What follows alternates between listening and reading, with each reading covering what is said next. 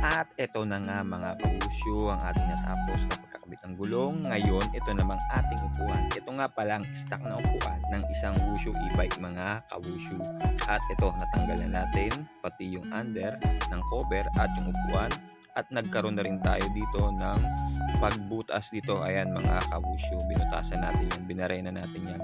At ito yung isang patong na upuan na ipinatong ko rin dito sa Wushu. At naglagay na rin tayo ng cover.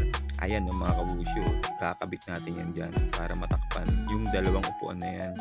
At pagkakabit niyan mga kawusyu ay saka natin ilalagay yung ating bagong upuan.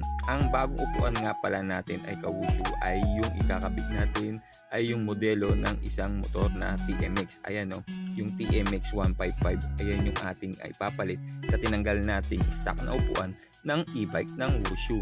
Ayan mga paps, yung dalawang tornilyo at ipapasok nga natin dyan sa dalawang butas na yan para ma-fit yung ating bagong upuan. Ayan o mga paps, ayos na o, mahaba na, pantay na pati yung angkas at ang driver ng ating e-bike na Wushu. Ayan yung dating upuan mga kawusyu at ito yung cover sa ilalim mga kawusyu. Tatanggalin na natin yan at ang ating bagong upuan na ngayon ang ipinalit. Ayan o kawusyu, babayugs!